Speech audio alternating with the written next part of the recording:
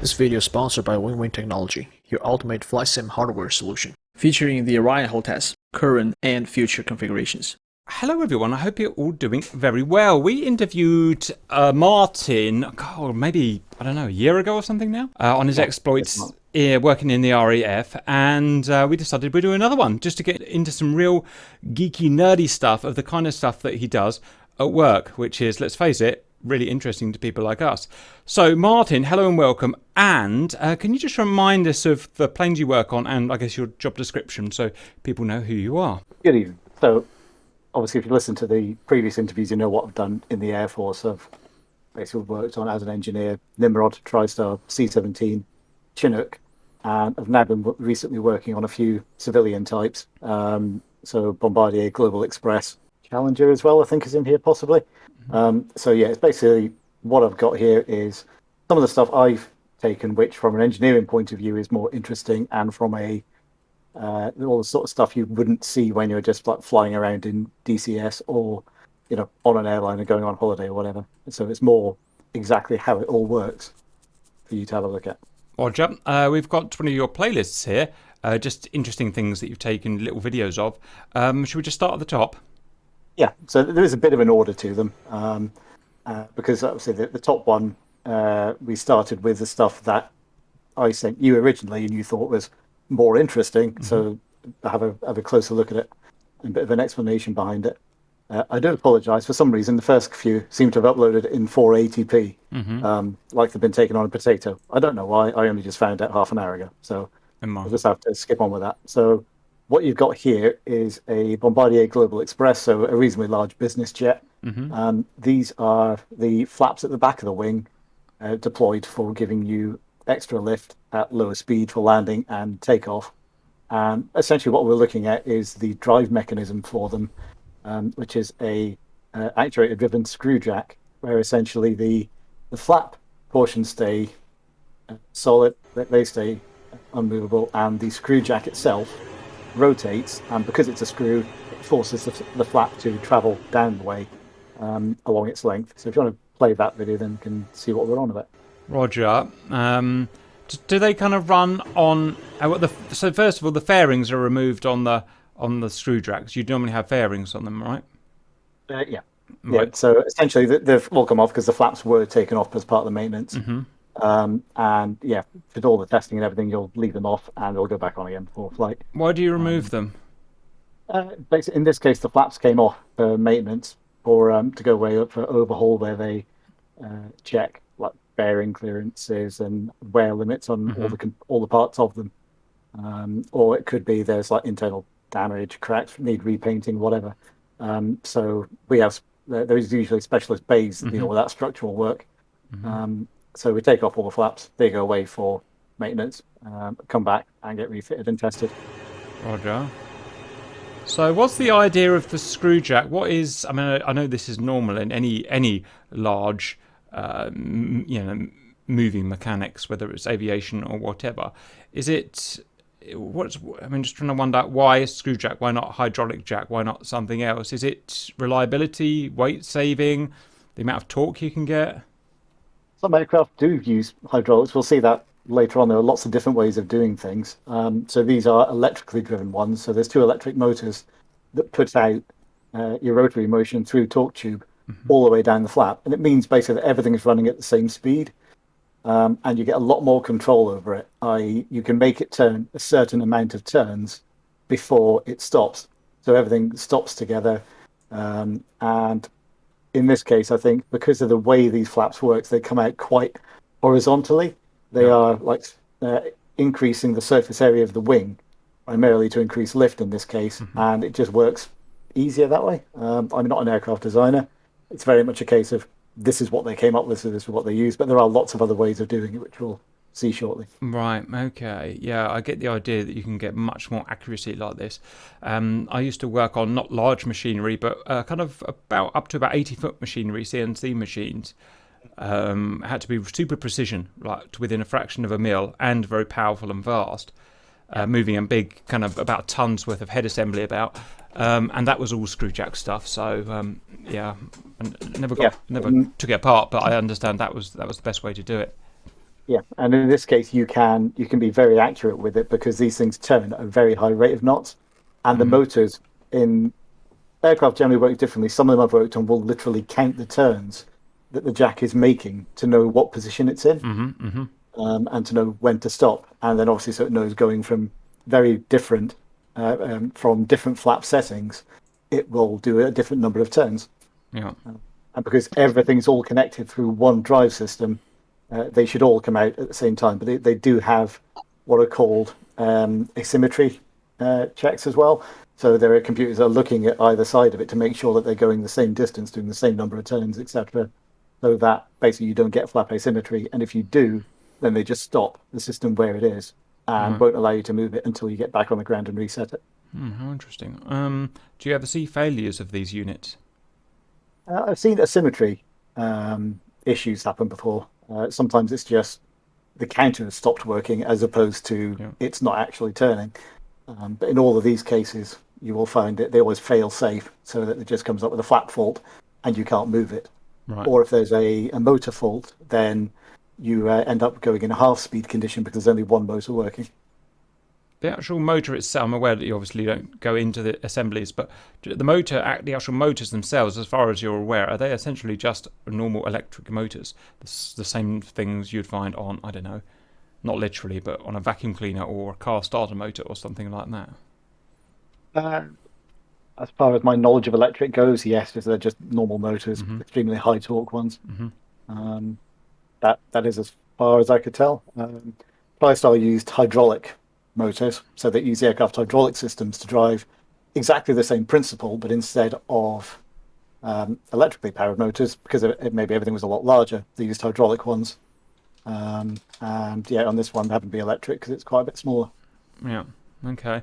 And so the way this works, the power is going to be transferred down some big copper cables, which are going to come from a control unit somewhere, presumably? Yeah, so the actual motor isn't what you're seeing there. Oh. We'll see it in one of the videos in a minute. It's actually there's one solid assembly like in the middle of the aircraft, in the belly of the aircraft, and the yellow tube you see at the top, those torque tubes basically transfer it from the center out each way down the wing to the various motors.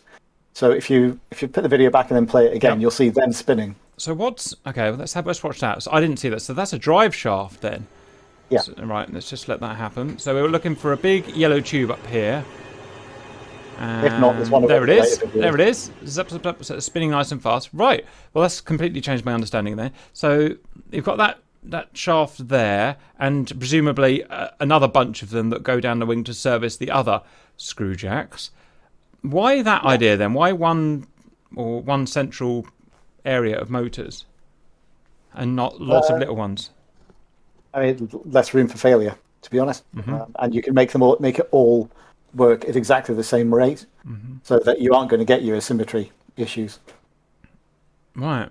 Okay. That's super interesting. That is. I know you've not worked on a Vulcan, but the Vulcan was the first aircraft I understood that had that I realised used electrical motors. But I think that worked differently. I thought that had this unit, this whole assembly, per assembly, was the electric motors. Do you know if that was true, or if I misunderstood it, it might have been something like this? Off my head, I don't know. Every aircraft is slightly different. They all have the same principles, but they all do it in slightly different ways. Yeah. But it's worth. Now that we've got that principle sort of out of the way, if you want to go on to the next few videos, we'll get more views of it that might help you. Just remind us what's set in that video too. So this is the same thing, just going like back to weight, so it's retracting it. So you can press play on that, and as the starts spinning, so it's just drawing the carriage up the way, and the top of the flap is just following the track. It's got roller bearings, and it's just following the track up the way, until it gets to the fully retracted position. I want to go back to that one. Right. So when you're in an aeroplane and you hear the sounds, those are the exact sounds you're hearing. So the motor for them. So the motor was going to be under the floor in the fuselage? Question mark. In this case, we'll see it in a minute. It's basically outside of the pressure shell in one of the undercarriage bays, Right. but pretty much in line with the rear spar, because you want as little movement. You want it to be as in line with the motors, with the actuators that you're trying to power as you can. Yeah. Right. So this little assembly box where the drive shaft goes into, is that just like a transfer box, literally just? Actually, yeah, couple of pinions. It is a screw jack actuator, but yes, it is essentially just a gearbox of sorts. So you've got a yellow drive tube coming into it and another one going out off to the next one. Roger. The this assembly that I'm trying to highlight with the mouse, you might be able to see here when you catch up the rail, if you like, the thing the slides on. It's a really interesting piece of metal. Why is it? It's a funny colour and just I don't know. That is your flap track. That's the track. Yeah, that is what your flap carriage is following as it goes up, and that is effectively what is deciding the angle or the travel that the flap is following. I see. It's basically that colour because it's not painted, and it has to be incredibly hard wearing. So that is the sort of part that's going to be hardened steel of some sort probably. Right. So that we're talking a big heavy steel or an alloy or something now, and it's got to be strong as well because. Pretty much his structure is coming from those rails, right? Yeah, that is one solid, massive machine bit of metal, and it's because obviously the track, the flap carriage is following that up and down all the time against the airflow, and with the airflow, you get a lot of wear on that, so a lot of force and pressure on that, so it's got to be like seriously hard. I would love to see the carriage and see how it interacts with the recess in it, because the recess seems to change in thickness as it goes up, and it gets thinner as it goes down. So it must have a really weird carriage there. Also, there's this this arm that I'm mousing the cursor over now that I've noticed is here. Is this just some kind of what is this arm here for? I can't really get it. It doesn't seem to do anything. Is it just to keep some alignment or something? Yeah, in this case, this is your asymmetry brake. Some aircraft like Tristar would physically count the turns that the screw jack was making to know where it was. Global, in this case, that is just a massive transducer. It's just a changing electrical signal depending on how long it is, and that is telling the computer on board where each individual flap carriage is. So that gives you both your indication and your asymmetry brake. Is it literally a brake as well? It will stop the thing. That won't, but it'll put on the brake in the motor. So it's a measurer then, isn't it, of the flap of the position? Yeah, it's literally just a transducer, and however long it is changes the electrical signal. How interesting. Right. Okay, I'm on to video 3 now. I haven't played it yet because I want to understand where we're looking first. So here we are in the undercarriage bay. You can see the inboard flap carriage assembly right in front of you, just behind the two cables. Yeah. Down right in front of you, you've got the yellow drive shaft. Yeah. That is coming directly from the motor. So what you can see there on the left is the flap drive motor, right? The electric motor itself. And as you go out, basically, I think that's just like a 45-degree gearbox on the end of it. Okay, I'm just gonna run it because I haven't quite figured out where we are. I know we're in the bay, but oh, hello. So that's the edge of the wing there. So is this? This is the start of the wing as it meets the fuselage then? Yeah. Okay. Yeah, that's exactly. This is right at the wing. So that's going down there. So the motor is on the... Is it the start of the motor assembly is on the left here? And this tan-coloured thing? Yeah, that's the motor. Right. That's the left-hand output from it. Right. And then there's another drive tube that comes out the other side that goes to the other wing. Right. So there's just one in the centre, one motor in the centre, yeah? Yeah, it's one assembly. It's two motors, right. but it's one assembly. Right. That's got to be a powerful motor, really, hasn't it? Because it's got to drive all those big flaps, but not just that. You're going to be driving it against a big air resistance as well. So that's going to be a thunking old thing. Interesting. What is this? Is this? There's another carriage here. Is this just a carriage from a different angle that I'm kind of fingering now? Is that the? Yeah. There's a carriage at the end of each flap. So there's 3 flaps on each side on the Global. So there are 4 carriages. So there's one right at the inboard, which is the one you're looking at here. Yeah. There's one in between flaps 1 and 2. Yeah. One in between 2 and 3, and one right at the end. Yeah. Okay. Lovely view of the actual carriage now, which is great. I can see it's almost reminds me of something a bit like a cable car carriage, kind of how it kind of hangs on a cable, and it's got guide wheels top and bottom. That's interesting. And it literally, the carriage is just there to, to transfer from the, brain. From what's the channel called again that it drives in? The flat track, yeah. Flat track. So it's literally there just to guide along with the track. The power's all been done by the drive from the drive shaft and the drive motor. Okay, yeah, got it. Those bearings are adjustable. When you install everything together, you basically set that up, and that is what is giving you clearances and making sure that the flap is actually following like the right path. How on earth would you know if it wasn't? Basically, you put feeler gauges in there, and you can see that the bearings aren't sitting in the right place. Yeah. The flap isn't sitting in the right place. There's a lot of responsibility here. I'm not sure I could do this, if I'm honest.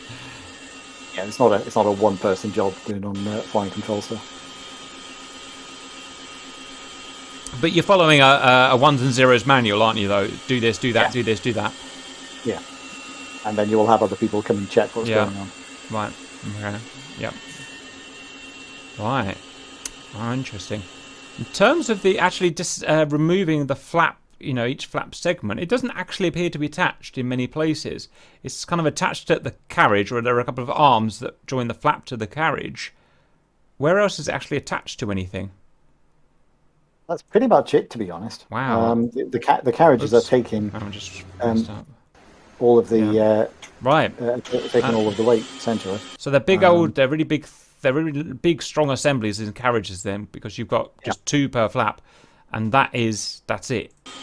Yeah, there's the two bolts you see at the bottom of the carriage are effectively what is attaching the flap to the carriage, and then the carriage to the aircraft. And if one was going to remove one of these flaps, which appears to be quite big and heavy, you jig it up somehow so that the weight's taken, and then just unbolt it? Yeah, they're actually surprisingly light because they're aluminium and empty, essentially. They are surprisingly light, so you'd have like a couple of people at each end. Yeah. And then another person to remove each bolt in turn. And then, you just, as a team, just lift the thing off. Right. Which makes it sound a lot easier than it generally actually is, because things fit together quite neatly a lot of the time and don't like to come apart. Yeah. But that is essentially all it is. Right. Okay. I've got a really good understanding of this aircraft, a basic understanding of this aircraft, how these flaps work now. And I've never seen anything like this before, which is great. The one other thing that really takes my eye is this kind of conduit on the right to protect the cables, and that's fine. Is this, you've got some like 1940s pulleys here. What on earth is that all about? On the top left. Just your flying control cables. I mean, Okay. they are, in this case, just going out probably to the aileron, if I remember rightly. Is that going to be covered anywhere else in any of the videos, or? In this case, probably not, because there isn't much to see with them. I mean, obviously, like, cable will move as you move your controls, and that cable input will go to a power control unit, which will then put out hydraulic power to the flying control itself, the surface itself. But if it was a full fly-by-wire aircraft, then you wouldn't have them. No. You would just have electrical signals going out to your hydraulic power control unit. So is this slightly older aircraft? It's just cable input still. Wow. So what age is this aircraft? I have to actually know what this aircraft is. What was it called? It's a Global Express, Bombardier Global Express. I don't know, 20 years, something like that, maybe. It's not old. Plane. Bombardier Global Express. Right, it's one of these. Look there. Okay. Right. So is it cables from stick all the way back to power unit? Yeah.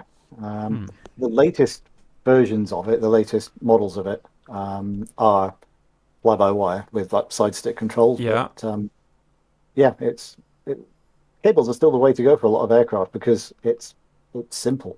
Simple and relatively simple cheap. and cheaper than a full fly-by-wire system. Yeah, absolutely. Pretty robust. One thing I noticed from someone who's used to working on 20-year-old cars, the metal is, bearing in mind this thing flies around the world and is rained on constantly and stuff, The metal is beautiful everywhere. Do you not get corrosion on until you start getting onto really old aircraft, or? Depends where it is on the aircraft, and where the aircraft is parked, where it's kept. If you keep it, on an airport next to the sea or whatever, then it does set in. How often do you wash it? Do you keep up with the lubrication? Do you put protection on there and that sort of thing? It's surprising how much they can corrode when you get in really deep into them. Yeah. But yeah, a lot of it, depending on how open to the elements it is as well, because normally, even though all of this is in a landing gear bay, there's like a cover over it, so that when the wheel's going up, it's not throwing crap everywhere all over all over the inside of the bay and all over this. So you have your wheel well bins, which cover all of this up. Right. So it's not as bad as it would be if you just left it open to the I elements. guess it's like a wheel splash guard on a car. Just stops literally splashing into the engine bay. Okay. I'd love to have seen some of the. Obviously, corrosion is a major problem on carrier aircraft, which are constantly dipped in spray. I would love to have seen one that had failed, like a lot of them did, obviously, on corrosion grounds, and see what they'd look like inside. Yeah, normally you find if aircraft are in that environment, they have a different maintenance schedule. So helicopters especially, I've done so many compressor washes where you basically just fire water down the engine if you've done operations over salt water to get rid of all that salt which will be on the engine, because it will just dissolve it if you leave it there. So yeah, if you're operating in that environment, you will generally have a different service schedule, and it will to cope with those sorts of issues. Okay, very good. Right, let's move on to the next one, shall we? That's a lot of learning done already, which is nice. So what do we got here? Are these front slats? Yes, these are the slats. These, in this case, it works on the same principle. So you've got again a screw jack assembly, but in this case, the screw jack itself that you're seeing doesn't move. The rotary portion is now kept inside the wing. Track is moving. Is the track moving? They will go up. Yeah. So again, it's a little bit opposite to the aircraft. So that track again is determining exactly where it goes, the path that it follows. But the screw jack in this case, the rotary portion is actually inside the leading edge of the wing, and the part that you can see in the picture there actually doesn't move. Yep, gotcha. This big tube that I'm hovering here, is this anti-ice? It is, yes. And is it just hot air from the engine or something? Yep, literally, yeah. You just fire that in there, and it goes down the wing, out a load of piccolo tubes, onto the leading edge of it, to keep it warm. Right. Okay. Right. Let's watch this slat retraction, guys. Up it goes. The screw jack must be turning. I just can't see it turn very well. It's bringing the track up. So the carriages are now bolted to the main frame then. Okay. Yeah, all your carriages, your bearings, and the motors themselves are all inside the leading edge, and they all stay in there instead of it coming out. So it's basically the opposite, if you like, of the flaps. Let me have a think about that. So is it got a separate motor set for the leading edge? Yes, like you've got your flap motor, you've got a slat one that operates on exactly the same principle. It's got the same sort of drive shafts coming out of it. To go to either side, it'll have the same asymmetry systems and all that sort of side. But not in the wheel well now, somewhere else? No, it's further forward of that in this aircraft. So again, you have it as in line with the leading edge as you can. So you find some other area, like in front of the wing box, in front of the fuel tank in there, or something like that. When you come to do a job on it for the first time, you'll spend the first 10 minutes trying to figure out where it lives and how to get to it. Right. Okay. Good. Is this a one piece, or are these three sections again? What, the slats themselves? There's 4 of them, 5 of them each side. Like that. Again, that will change with aircraft like Tristar had like 7 individual slats on each side. And why? Is it to be? It also had a light in the flight deck for each one. So when you put the slats out, you can look up at it and you'd see 14 greens along it. Jesus Christ. And is that because the engineering of having a long, which is a big one, is too hard? They might jam or You know. Essentially, yeah. You know, I mean, and also imagine if you had to replace it. You know, it's and also imagine something like an A380 where the size of them will change as you go out, and so also the aerodynamic profile is a lot different. Imagine trying to make a single piece like that. Much easier to split it up. So engineering and maintenance is just going to be easy like that, yeah. And how do you take it off and blah blah blah blah blah. Interesting. I remember. Do you know what the first aircraft to have slats were? I know maybe not the first, but some of the first were the spring-loaded ones on the 109s. Yeah, I've heard about them actually. That they would go in based on airflow pressure. So the faster you went, when you didn't need them, they would then go in. It's quite clever, really, isn't it? A lot of clever German stuff. So when you start on the ground, they would be poking out because of the spring, and then when they reached a certain amount of air pushing on it, then they would push in to become slick. I was speaking to the guy who owns Aerodynamics. He's Dan actually, who has flown these things, the Bouchons, but same thing as far as I'm aware. And it was clever, but because the springs were tuned to, a certain amount of miles per hour of air to go in, then it means that they weren't very strong. So not like the screw jack. They weren't giving much force to push them back out. So what you would do in a Spitfire, if you had one of these guys behind you, is you would take him you would force the guy to do. Use a lot of rudder and have an asymmetric, slip, have a lot of yaw slip when he flew. And what that would do, it would upset. It's not too dissimilar to what we're talking about, but on a smaller scale. It would upset, because it's a one-piece slat, the rollers in the tracks to make it an asymmetric pushback or push forward. So imagine jamming that whole slat, and they would get jammed, and the force of the spring wouldn't be tough enough to unjam it.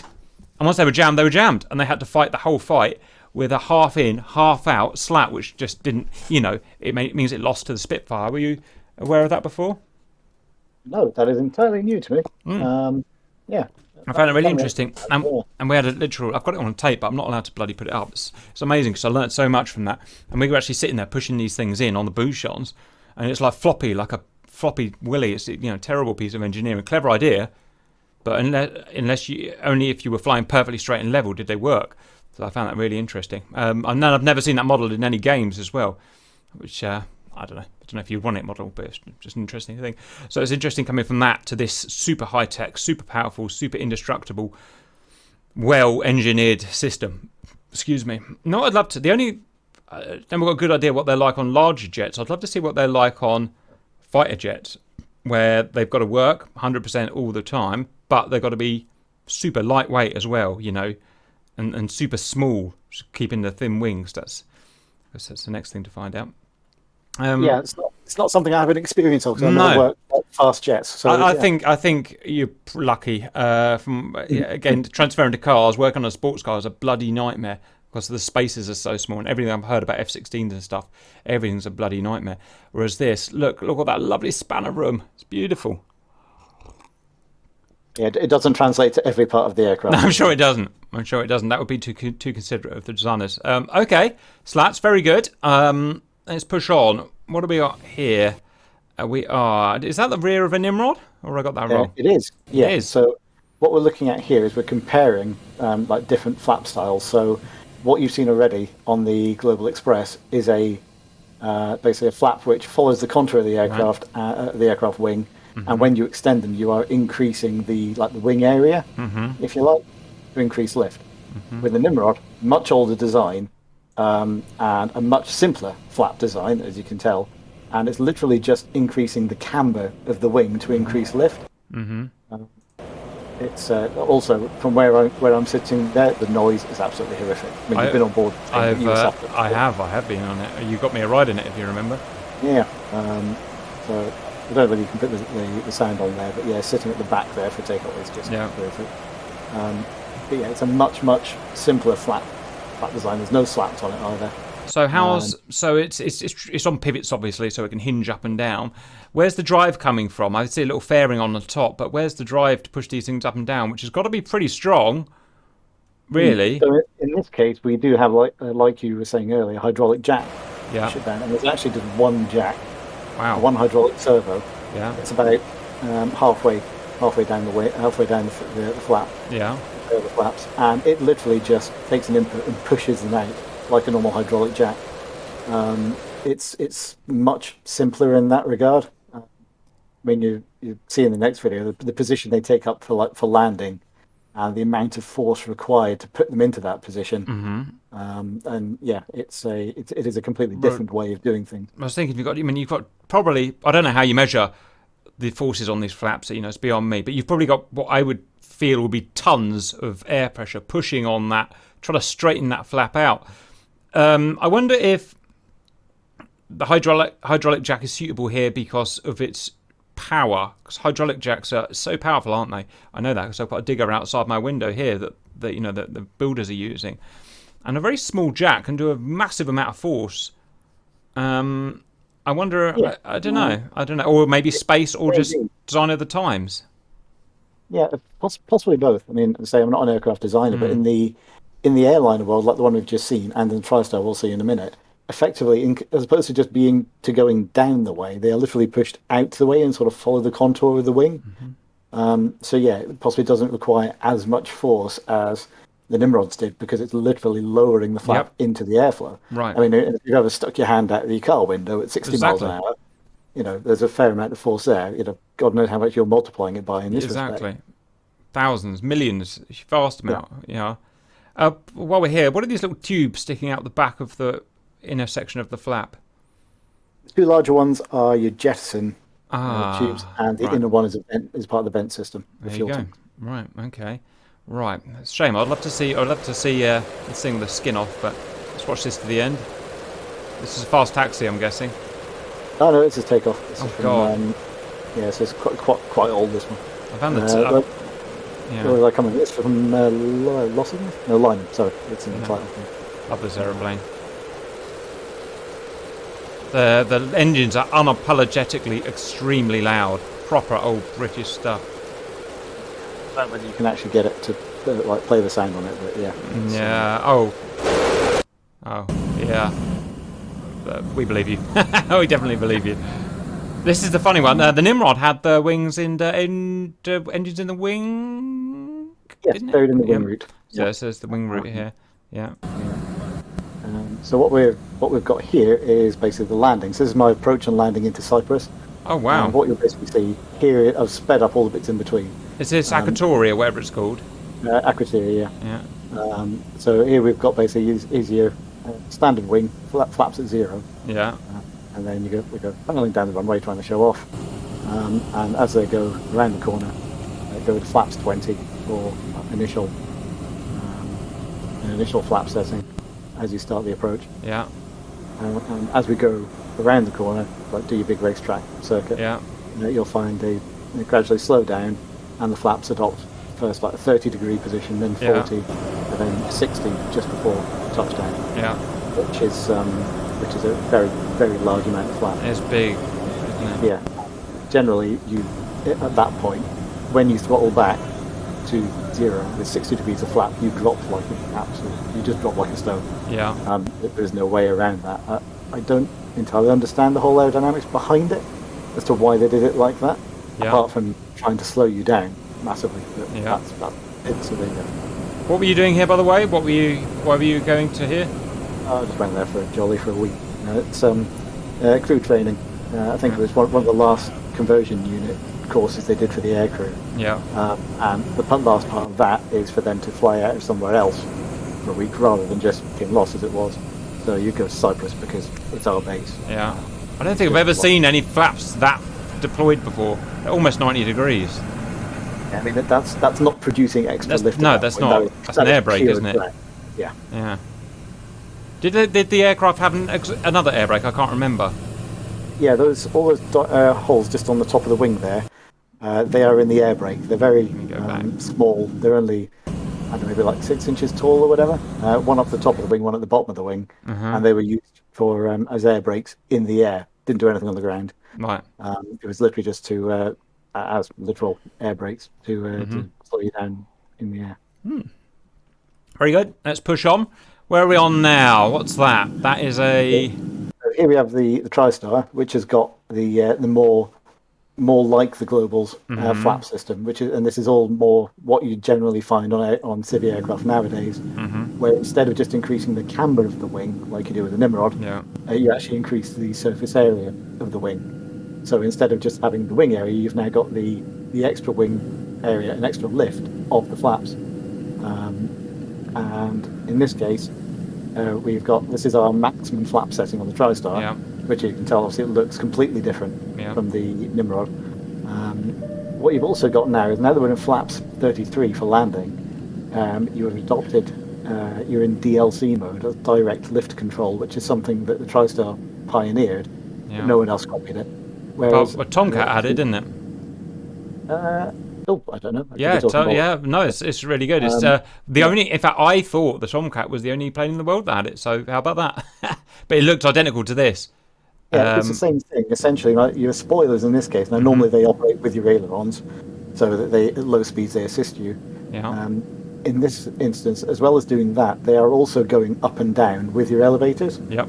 So that when you're on the approach, instead of your aircraft pitching up and down all the time and making your passengers, unwell, the aircraft is lowering and raising but maintaining the same attitude. So when you push your control stick forward, the spoilers go down slightly. Go up slightly, so they reduce the aircraft's lift, so the aircraft sinks a bit. But you're not actually changing the pitch of the aircraft. It was designed to be a more comfortable way of doing an approach. Wow. So is this for comfort, as in comfort, as in for humans? Yes, as in, so instead of putting on and taking off G as you're like pulling on the elevators, pulling on the control column, adjusting your approach angle, and adjusting your altitude, it basically just, instead of pitching the aircraft, it just makes it go up and down. So the angle of attack of the aircraft doesn't change. And it did that all. You didn't have to do anything. It did it all automatically. Wow. As soon as you went to your maximum flap setting, it would activate that automatically, and then your control column pitch inputs would also be operating the spoilers. Oh, so many questions. I thought this is a really early plane. Not early, but I thought, when was TriStar? I thought it was 70. I was going to say, I thought it was mid-70s. Yeah. Wow. Okay. Now, first things first, when you land, probably, maybe automatic, maybe not, they become spoilers by the looks of it. Is that right? In this case, auto ground spoiler. Those are your flat spoilers 3 and 4. 1 and 2, which you can't see, are further inboard. Because this is actually, you get from the outside of the wing, you've got an aileron. You then got your outboard flaps. Then there's an inboard aileron, which you can just see. And then there's actually 2 more flaps inside of that. But I'm zoomed in on like the outer half of the wing. What am I circling here? These little panels moved a tiny bit, but don't really do anything. Is it just nothing? More spoilers, but Lockheed during development looked at the aerodynamics of it and decided they wouldn't do anything on landing. So on landing, auto ground spoiler doesn't put them up because it obviously didn't do enough to make it worthwhile. Right. But 3 and 4 and 1 and 2, which you can't see on here, all deploy to maximum. This is a complex wing. So if let's go through again from outboard. First thing is a one-piece aileron. Yeah, that's your outboard aileron. We've got this thing that doesn't do anything anymore. The spoilers that just sit there and don't do anything. We've got the big flap, which is what, 2-piece. So those are your outboard flaps, 3 and 4. Which we're going to come back to. We've got the DLC/spoiler on top of the wing here, and those are 3 and 4 spoilers. And we've got something else, have we? Yeah. So and then inboard of that, you've got your inboard aileron, and then there are 2 more flaps. Wow, what a beast! Yeah. What on earth's the point of having an inboard aileron? That defeats the point. I mean, you get the torque, the roll torque comes from having it on the outside of the wing, doesn't it? Yes, but it's more. It's more flying control surface, which is always good. But in what a lot of other aircraft that have them, so 747s have them, 767s have them. What you'd find is that in the cruise, because you don't need that roll authority, it was actually easier just to turn them off. So Yeah. you'd get to a cruise at 30,000 feet and your outboard ailerons would be turned off and they just wouldn't move. And then you just fly it on the inboard ailerons because you don't need that massive control authority that you'd get from the outboard ailerons. Yeah. I remember this It's- plane. I always used to get it mixed up with the VC-10. I don't know why. It's completely different, obviously, but I don't know what it was. DC-10, possibly. I think, yeah. Well, yeah, right. Yeah. I don't know why I said that. DC-10. Yeah, sorry, you're right. Because that is very similar, isn't it? So I see now. Yep. So you've got. So that video only goes up to kind of where the engine station is, half the Yeah, pretty wing. much, yeah. So you've got your inboard aileron there and your thingy there. Okay. Follow-up question, because we never got to see the flaps not extended. They're kind of, I don't know what the words are, but these kind of, the middle, the outside and the thing, you've got this big assembly here, here, and here. Do these travel with the surface? Yeah, those are what are called your boat fairings because they look like boats. And they basically contain all the flap carriages that control the movement and the direction that they travel and the angle they obtain. All of it is in there. And I think there might be a video further on where you can actually see it all perfectly clean as it would be in the cruise. Okay, and then you're also going to have attached to the wing the tracks, right? Which would be kind of along where my mouse cursor is for the middle track. I'm guessing that would extend out a certain amount. Yeah, so you can see on the furthest inboard one, you can actually see the track just about. It's a dark line on the... Oh, there it is. Yep. Right. and that's the track. That is a complex wing, isn't it? There's a lot of stuff on that wing. Yeah, and you only have to look at any large airliner, and they're all similar sort of design. Yeah, I guess I just never really thought about it before. You've actually got, just in front of that flap as well, where the spoilers have just come down, that's actually like a separate aerofoil surface. So you end up with, you've got the flap, you've got the smaller wing, which I can't remember what they used to call it, and then you've got the wing itself. And again, it's just another aerofoil surface that's creating lift and also beating up the air as it goes over the flap itself, and that again, faster air creates more lift. Roger. What about that thanking great gap between the top of the flap and the bottom of the wing, or the rear of the wing? If you know what I mean, it's just so you got a big gap between there. Is that? Yeah, so that is effectively what you want. So you instead of just being extra surface area for the wing for it to generate lift, the air can come up over the top of that, and because it's being forced through effectively a smaller, it's being forced over the top of a wing. It's being compressed and forced to go faster because it's going through a smaller orifice, if you like, between the wing and the flap. Then it goes faster, therefore it generates more lift. It's basically a miniature wing. Right, that's what we're saying. And then there's another one just in front of it. So you end up with, you've got the main wing, you've got the flap, and then you've got another one just in between them. And they're all aerofoil surfaces. Okay. It's basically like Howler flaps, where you have several of them creating like so much more surface area. Yeah. You can create so much more lift. Okay. Very good. Okay. What you want. Let's push on then. That's interesting. Right. What are we doing here? Got a dolly here.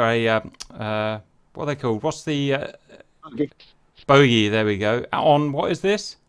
This is the Tristar. Yeah. The main landing. It is a fair beast, to be honest.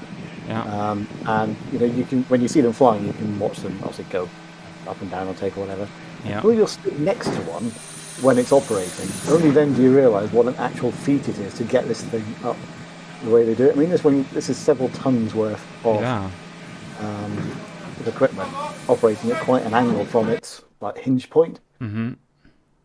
There's a lot of to the layman.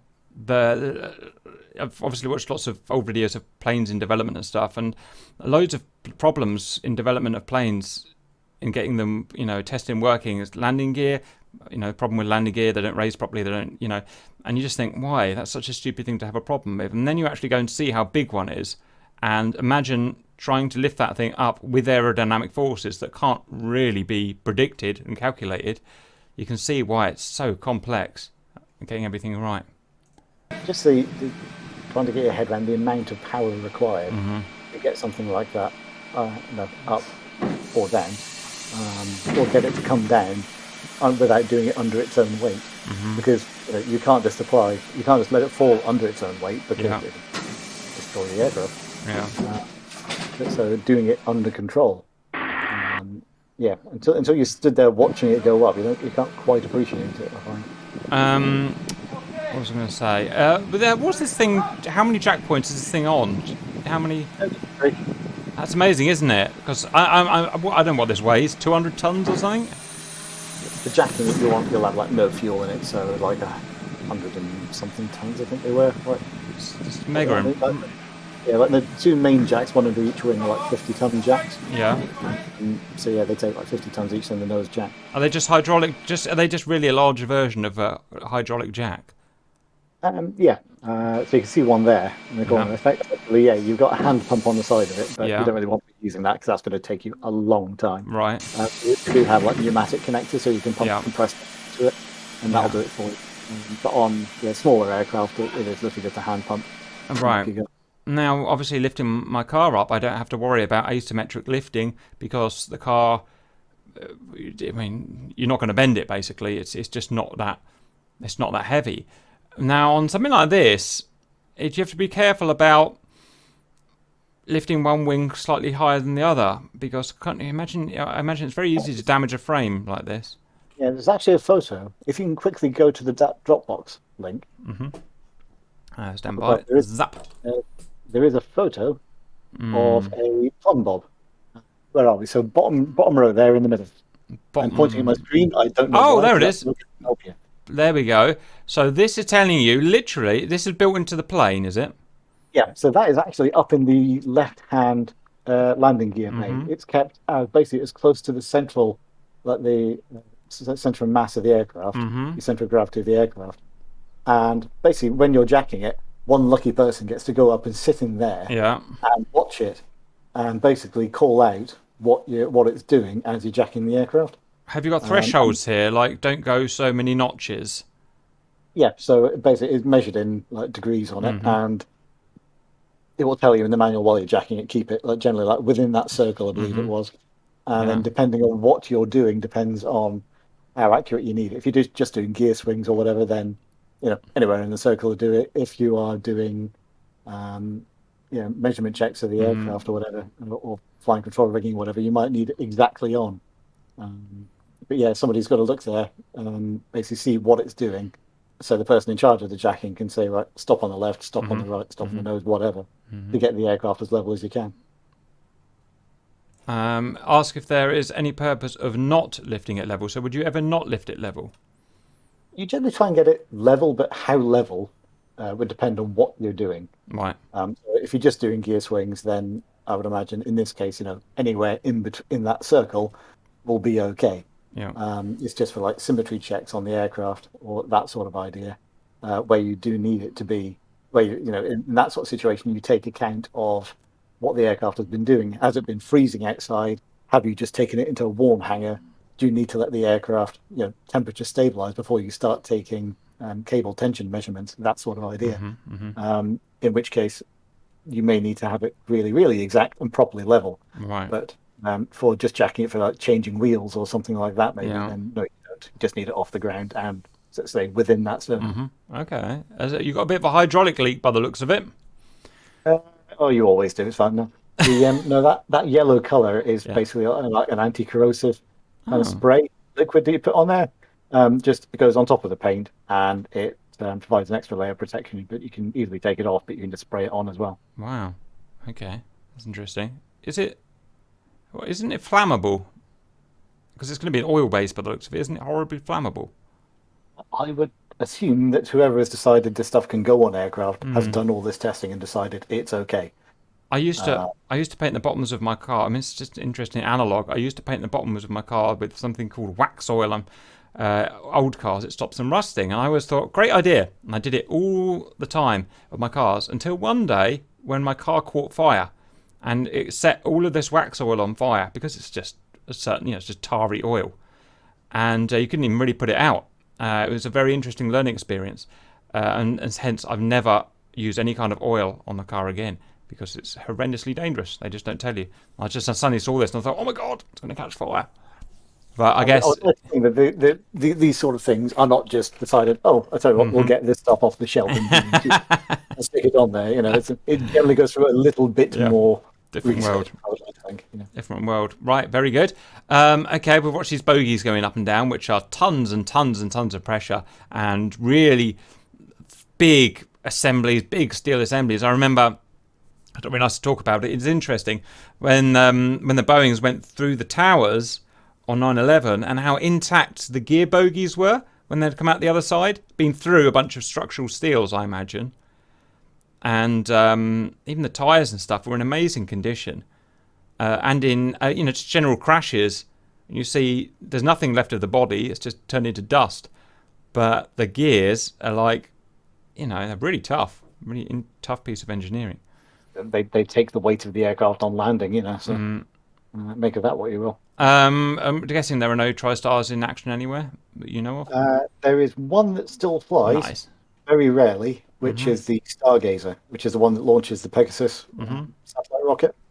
But even that is like once every sort of couple of years or so, because it's basically being superseded by other launch methods, which are a bit more up to date. But yeah, that's the only one that's flown in the last few years.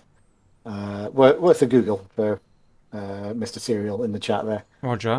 Stargazer, it's called. These casings inside the bay that stop all the crap going everywhere inside, are they metal? So in this case, yes, it's all structural in the aircraft. Global Express, it wasn't. They are literally just sort of carbon fiber bins that go in place. Right, it's different designs then. This one's not designed to come out. No, in this case, this is all structural part of the aircraft. That's like the keel beam of the aircraft. Right. Okay. Very good. Right. What are we on to next? Nimrod Noseleg, taken in 2009, hence why it was literally recorded on a potato.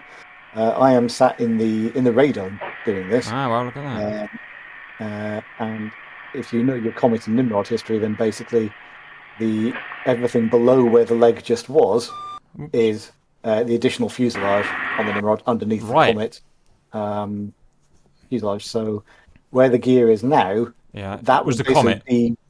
On the Comet, that would be your landing gear doors. Right. That's where they would attach on. Just in case people don't know what we're talking about, so the Nimrod was a Comet with an extra bit of fuselage added to the bottom. When I say a bit, I mean a lot, right? And so it's literally all that area down below. So because of that, they've changed the landing gear door setup. So you now have two doors at the bottom which open up entirely independently of the gear.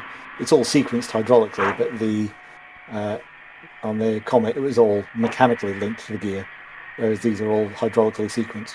And they obviously had to extend the gear, strut, whatever it's called. The main. No, it's all the same size. If you look at the Comet, you see a lot more of the landing gear than you do on the Nimrod. It's all the same length. It's all the same gear. It's just that the extra fuselage, the unpressurized section below, just hides most of it. But obviously they had to move the gear doors further down. So did the Comet ride extra high then? If you know what I mean, like really high on the landing gear. It's all exactly the same. It's just that they added all the stuff below it, but they didn't need to change the length of the gear. Okay, yeah, I see it. All right, very cool. Yeah, so that was all added on. So the space below the gear, when it's up, it's just wasted space, isn't it? But you can't put anything there because the gear have to come down. So suck it up. I have sat in there though, because a quirk of the locking mechanism on the Nimrod, on both the mains and the nose, with the geometric lock where you put the pin through to lock it in place so that it can't move, is in the same position whether it's down or up. So where I am now, I am sat in the radome, out of the way, and basically with the gear in that position, with the doors down, gear up, I can climb out and put the pin in at the top so the gear can't move, and then you can do things inside the gear bay with the doors down. So if you needed to change one of the door actuators or something like that, it's much easier to do in this position. It just feels like you've got the sort of Damocles hanging over your head. Pretty much. But yeah, so you can go and put the pin through to stop the gear coming down as well as stop it going up on the ground. Okay. And last question: if you're in the radome, where's the radar or whatever? Around my head. So the actual dish itself, it doesn't take up all of the space inside the radome. You just have to be a bit careful trying to maneuver around it and make sure you pull the CB to stop power going to it so no one turns it on. Right. Otherwise, you end up with a human milkshake inside there. Right. Okay. Makes sense. Let's push on. What have we got here? Oh, nice video camera. What have we got here? This is the Global Express. Yeah.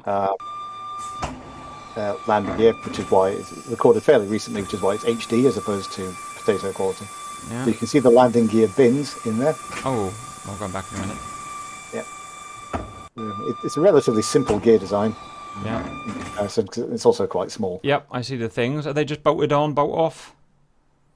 Pretty much. It's just pin goes through at the top that it hinges around. The jack you see there is not the retraction actuator. Oddly enough, what is it? That is a side stay, so it basically takes the side forces of the gear, right? Lateral forces. Is it a damper? Is it just a damper?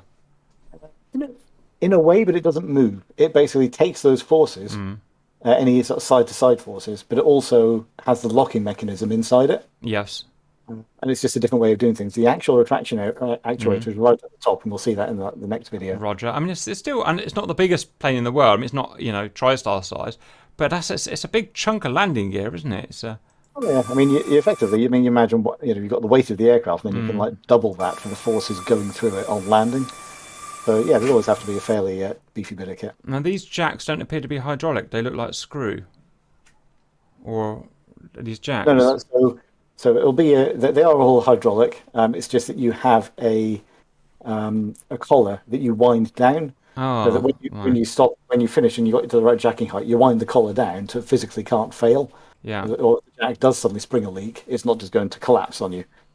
So it's a physical collar that you wind down to lock it into place. Okay. Yeah. Fine. That makes sense. Also, I'm really interested in what it pressures into on the plane. There must be a really strong bit of plane there, basically. What is it? Obviously, jacking points will be on the main spar. On the main spar, right? And they will be at, like you say, like the strongest points of the aircraft. Yeah. Where the designer will do all sorts of highly technical calculations that are way beyond my brain. Figure out where these jacking points go, how much force is going through them, etc., etc. There can be multiple different ways of jacking aircraft, different places you can put them. Yeah. Depending on what you want to do with it, and yeah, it's way beyond my brain. I guess you just got to follow the manual at the end of the day, right? And yes. Yeah. What's this little locking pin thing here, or what is that? Whenever you catch up. Not entirely sure. It may be a target actually. Basically a magnetic target to tell the aircraft when the door is up. But it looks maybe a bit big for that. I'm not sure. Okay. Right. Could be part of the locking mechanism. Yeah. I don't know off the top of my head. I'm just guessing there. Off he goes. Very good. That's up and done. What are we in here now? Same thing. Where's the actuator then? Because I don't... Oh, there it is, right at the top. Tiny. Yeah, and you imagine, obviously, when you talk about putting forces through and rotating things, obviously you can always try and get force as far away from what you're trying to rotate as possible, so that you're getting the most amount of force, force by extension. Whereas in landing gear, obviously you don't have that much space. Right. But the amount of pressure you can get from your hydraulics allows you to put it literally just above, just off center of the hinge. Of the hinging point. Yeah. And up it goes quite happily. Really is amazing because you've got, 20 foot of landing gear, 15 foot of landing gear, and you've got about 6 inches of lever on the other side, which just shows you the force that you've got to push on that thing. It is the power of hydraulics. Yeah, it really is, isn't it? I've recently been doing wheel bearings on my car, and I've got a 20-ton jack, something like that, which is just a diddly little thing, same as like a normal little car jack, but it's 20 tons of pressure, and you can literally just bend iron girders with it. It's so powerful. And I was fascinated how you can get so much power through a hydraulic system. It was really interesting. Here he goes. Boom. Done. Front landing gear. Yep. Let's see. What do we got here? Pretty much all the same principles. That in front of you there that's just folded, that's all your geometric lock in the locking mechanism. Didn't see the actuator. I missed it. It's right up the top again. Yeah, you can't really see it. It's a bit dark in there, unfortunately. Right. Yeah, I can. It's there. There's the cylinder. Pushes on the lever there. There's the hinge. Or down here somewhere. There's a lot of gubbins in there that I don't see why it's all there. What is gubbins? It's all part of the locking mechanism. Oh, okay. You also have massive springs, so that if you have to drop it mechanically, just under its own weight, those springs are pre-tensioned to make sure that it locks in place. Yeah. And also, it goes down with the airflow. So the airflow should help bring it down if you've lost hydraulics. Because that's a good advantage of having them open this way, right? So that the airflow is going to push it. Yeah, right. In fact, you have to have it open this way. Otherwise, you'll never be able to gravity lock it, would you? Or gravity drop it. Exactly. Yeah, you'd be fighting against the airflow. Have you ever seen any aeroplanes designed like that, the wrong way around? Yeah, so Nimrod is. That gear comes up the way, but it doesn't have a gravity drop option. Right, because it wouldn't work and it's pointless. How interesting. Yeah, for whatever reason. So what's your redundancy there then? Pressured air or something? It had two different hydraulic systems going to it, but that was it. So obviously they had different ideas of what was safe back then to what we do now. Yeah, so fair play. Yeah, they just went with. Yeah, they just have two different hydraulic systems going to it. If both of them fail, then it's doing a belly landing. Sorry, mate. Yeah, no, fair play. What have we got here? A tiny jack at the front. Why is the jack so small at the front? Not taking anywhere near the amount of weight that the mains do. Because the plane's balanced, isn't it, along the wing? Right. It just doesn't need to take as much, so it's a floor jack. Suppose that. And what are you looking for here? What is your procedure telling you to look for? Ignoring, stupid errors. Yeah, usually in these sorts of situations, it's just a called up for every X amount of hours, do a retraction test, or maybe something's been adjusted. You're looking for indications. Maybe you've changed one of the micro switches or a proximity switch. You might mechanically work okay, but you're not getting the right indications in the cockpit. All that sort of idea. Roger. And have you ever? I mean, you wouldn't have seen anything. You wouldn't have seen anything crazy wrong because obviously it would have. You never would have got this far, would it? But have you ever seen any interesting stories of damage that you've located here or anything like that? I do know people when things have been left. Let's say one part of maintenance hasn't been completed in the wheel well or something like that, or something's been left disconnected, or a panel's been not put on properly, that sort of thing. In fact, I do know of one where the refuel panels in the Nimrod were in the main gear bays, and they would open up, and somebody managed to leave one open and then retracted the gear, and it just basically crushed the panel. Wow. It's just a massive hydraulic jack crushing through metal. That's awesome. Yeah, it just literally just folded the panel in half. But it's not a big thing, but that sort of stuff can happen. So it's always worth having a really good check before you put the gear up. And if you can, I always like to do it on a hydraulic rig because you can control the pressure and you can make it extremely, extremely slow. So if anything is going to happen, you aren't doing it at full speed. Roger. Oh, yeah, that's a good idea. I'm just getting ahead of the game here. 420 metric tons max takeoff weight. 420. C5. Why have you got a picture of this? This is not one of my videos, but as an example of landing gear, how complex it can get. Yeah. Because a lot of look at that. Crazy Americans. They do weird things to get wheels in bays. In this case, they have to rotate it first. It then starts going up. And there are two little rollers at the front of it which hit a track like a flat look at that. and make it fold into place. That is a complex landing gear set. And it's got 4 of these by the looks of it. 4 main landing gears. I'm going to see how that wheel catches. Right, let me get this right. So it spins round, which is a bloody nightmare. The shutter thing starts coming down. And you've got some weird assemblies in here doing things. Okay, I'm trying to work out where the power's coming from. It must be some hydraulic thing in the centre. Look at the space you've got in there. I mean, I can see stairs and ladders and stuff in there. Where's the Americans? Up she goes. There's a lot of things that have to happen here in exactly the right sequence. massive bearing there. Let me see if that's bearing's taking all the weight of it. Can't really see. It must be. Yeah, hence it's so big. So then it's weird, isn't it? Ah, I see. The actual inner tyres are touching the roof, I think, and being forced. Yeah, there's two inwards. little rollers in between the tyres that you can just see there. Oh. And they basically go into a couple of tracks, and those tracks then basically allow they make the gear start operating at a slightly different angle. You can just see them there. Yeah. Paused it. Yeah, in there. Clever design. In it goes. So that whole bogie rotates, as well as rotating in the Z-axis, if that's right. It also rotates in what I guess I would call the kind of Y-axis. So that's weird, man. Yeah. And at the same time, you've got to imagine that it's still got to be strong and solid enough to take the weight of the aircraft on landing. Yeah, and that's got to take 150 knots of wind as well, whatever, which is which acts in different directions. What a nasty piece thing to design that is. Here it comes, look. And maintain as well. Oh, so that's not going to gravity, because of how it's stowed, that's not going to gravity drop, is it? I don't think it's going to gravity drop. It looks like you're going to have to pull it out. Yeah, I don't know. There may be like compressed springs or something in there which get compressed on retraction, so that if you have to select it down, they get pushed out. I don't know. We've also got some electric jacks here. I'm assuming are electric jacks, but I can't see them do anything.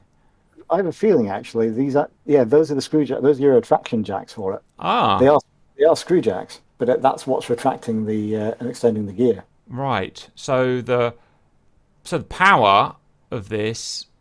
No, hang on. I haven't quite got my head around it. So you're saying that motion there is done by the screw jack? Do you think? Yeah. So those screw jacks you see will stay still. But up at the top, there's a motor that is rotating. Yeah. And to basically pull them through. Yeah. And that will. That's what's retracting the gear, I think. Screw it up. Get back there. Oh, stop it.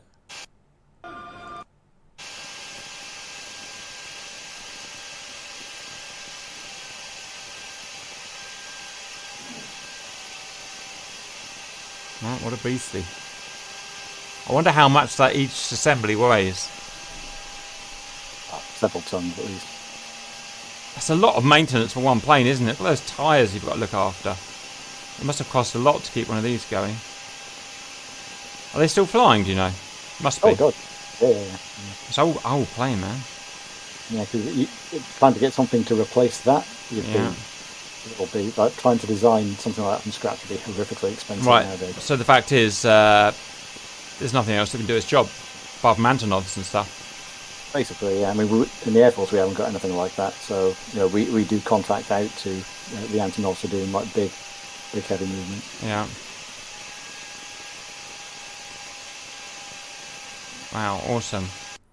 Yeah, it's an old plane, but amazing. I used to love seeing them at air shows. What have we got here then? So this is the Russian IL-76. Ah, how about that? We've got that in game. Look at it. Look at it twist. It twists as it goes up. Yeah, it's a surprisingly common feature on like cargo landing gear, purely because of the space. There's a lot to go wrong. There's a lot of things to catch and go wrong there.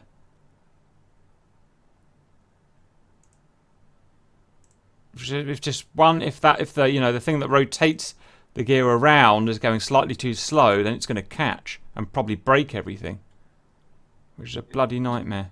Yeah, I think that these sort of things are heavily designed so that sort of stuff doesn't happen. So, like we were talking with the flaps, if it detects you've got an axis of movement that's too slow or too fast, it will shut the system. It will shut the system down, so it doesn't just crunch itself to pieces. Yeah, or it may be because of the design, it physically can't do anything apart from rotate at the right place. Yeah. This is a switch bike. I don't care what this is. This is a switch bike. No. Right, what on earth have we got here? Adverse power. Right, so this is a C-17 landing gear that I recorded because there are little windows on the inside. Oh wow! To look out. Is that that's a good idea, isn't it?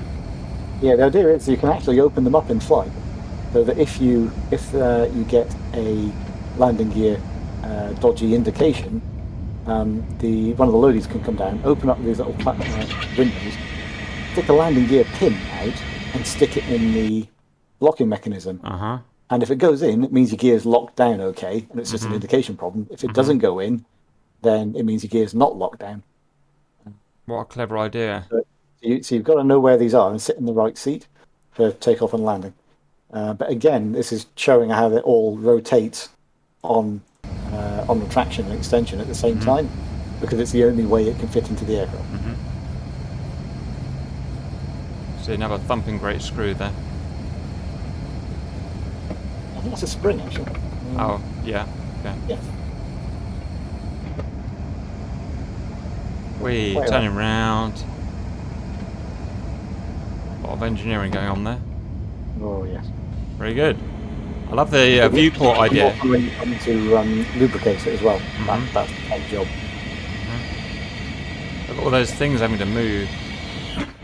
Like you said, though, it might just, it's. I guess it's just designed to kind of run on a track so that everything has to happen at once, rather than a sequence, if you know what I mean. So it can only happen one way, just by But by virtue of design, yeah. So this is not one of mine. This is someone who stuck a GoPro into a Hercules nose gear, and you can see you've got your steering jack on this side of the landing gear, the traction jack just behind it, which is currently pushing the gear out, and the doors, which are entirely mechanical. There's no hydraulic jacks to the doors or anything. They are entirely being pushed out of the way. Well, that's a good idea, isn't it? Itself. Saves in this case, that's all you need. Yeah. So then okay. So where's your there's your retraction jack there, the horizontal one that's directly pushing on this assembly here. I think. Have I got that right? Yeah. Yeah, that's your retraction one, yeah. That's pushing on that assembly there. The doors are just linked by these just clever little bits of, these little assemblies. Yeah. It comes up. Do the wheels just spin for ages, or are they skidding on something? So in this case, you'll usually find on nose gears, because you don't have brakes, that there are like skid pads up at the top. Yeah. So that when the gear goes up, it will hit these pads and slow down. I guess we just can't see. And they're just like a servicing item that get inspected after every flight and then changed when they wear down past a certain limit. Yeah. Herc may not have them. I'm not sure. Tristar did, because you don't want the wheels like spinning around at a great rate of knots when the gear's up. Roger. That's a clever design, this, isn't it? Makes you, I guess. Because it's a Herc, this is literally as simple as it gets. Yeah. Good. Okay. You don't want complex stuff. Yeah. In that sort of situation. No, right. It also shows how much of a beating the landing gear gets. You can see the thing go bam, bam, smashing about. Okay. Oh, we got a Vulcan. Look at that. Now this is the bogey. The bogey changes angle. Look. Yeah. So this one, again, this isn't one of mine. This is from there. Is this the renovated one? Yeah. It's 558. What was it? Yeah. 558. Yeah. Yeah. So in this case, they've got a jack at the back of it, the back of the leg, which is folding it and compressing the shock absorber to get the leg into a position, into a shape that could fit in the landing gear bay. So that jack has to lock and be signalled it's locked before you're going to put any pressure on it then. Because otherwise the bogey would probably fold. That's interesting. So it's all got to happen correctly to go in there. And why is it doing all this? Because the wing isn't thick enough otherwise, is it? It would... I mean, there's not enough. The engines are on the inboard, so you can't put the gear in as such to the centre. You've got to put it forward or back. Yeah. And like many turboprops as well, you basically have to get the wheels, get the bogey, so it's the same, going the same way as the actual leg, so that it's as flat as possible. Yeah. Again, this is all individual to each aircraft design. Yeah. Yeah. Okay. It's quite a common thing from what I've seen to actually compress the shock absorber using a hydraulic jack. Yeah. To change I'd make it as short as possible. Yeah. That's a really nice design. This rear kind of door, is that just literally attached? Yeah, it's just attached to the assembly. Yeah, fairing doors are normally called. But they're going to be like massive air brakes, aren't they? They're going to. I'm surprised they don't rip off. I mean, it's partially been protected by the gear, but Mm. yeah, those are generally the weak points of undercarriage. No matter what aircraft you're on, are the doors. Mm-hmm. So when you have speed limits for putting down your landing gear, Yeah. it's not because the gear is going to be damaged because Yeah. they're solid bits of metal. It's usually the doors that are the issue. Right, and that could. I mean, if it just ripped off, it's not the end of the world. But if that took something with it, then you're screwed. Interesting. And this is all hydraulic, isn't it? Yeah. Okay, but this is the funny thing about this plane is this is the one that had the individual motors for the control surfaces that I'd love to see in real life because they were the actual motors for driving the, I don't know, I always forget what they're called on Delta Wings, but elevons or whatever they're called in real time. When they combine them, but yeah, Big the Victor was the same, where each flying control had its own little like power pack, if you like, which had Yeah. reservoir, your motors, etc., etc., and it had like several of them. Yeah. It's a different way of doing it. Yeah. Okay. Interesting. Okay. Right. That's good. My favourite planes of all time.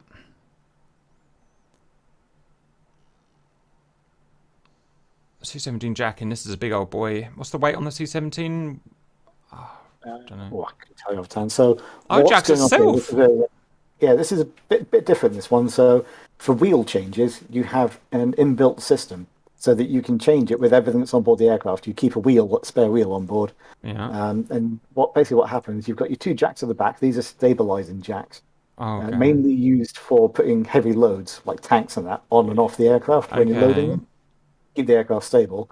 All you do is on the side that you're going to change a wheel, there's a pit pin you take out. You can extend an extra foot, and then you put them down, and the aircraft cocks itself slightly, and then you take the hydraulics from the aircraft and you plug it into the back of the undercarriage of the shock absorber on the leg that you're not changing a wheel on. Mm-hmm. The other one gets This is the gagged world's with a first massive reusable cotton chunk of swab. metal, It removes so up to that so the 5 shock tons. absorber can't extend, and then Yeah. It's gone, I don't know why it's done that. it's just adverts. You get adverts on my channel, to be honest. There you go. Yeah, so you've got one gear which is now the shock absorber can extend, and on the other one it can't. So when you put fluid into the bottom of the shock absorber into a separate chamber using the aircraft hydraulics, that one extends, and the other one doesn't, and lifts off the ground. So what this means is that it means that the front gear are rated to take. They're taking twice as much as they usually take. Yeah, there will be weight limits for what you can do this on. It'll be just like maximum all the weight of the aircraft cannot be more than this to do this procedure. But yes, it is literally lifting that side of the aircraft so that there's nothing on the other bogie, so that you can change a wheel. Right, and can you do it the other way around as well?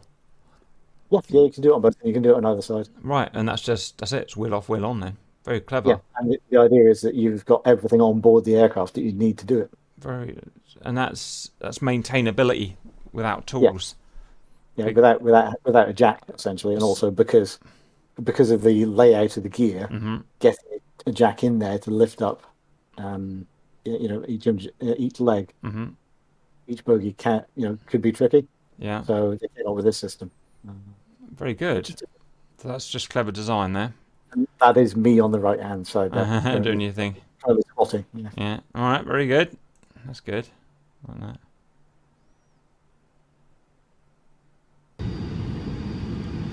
What have we got? So this is a Tristar. So obviously view of the front of the wing and the engine. We're about to come into land to a very, very wet Warsaw. Yeah.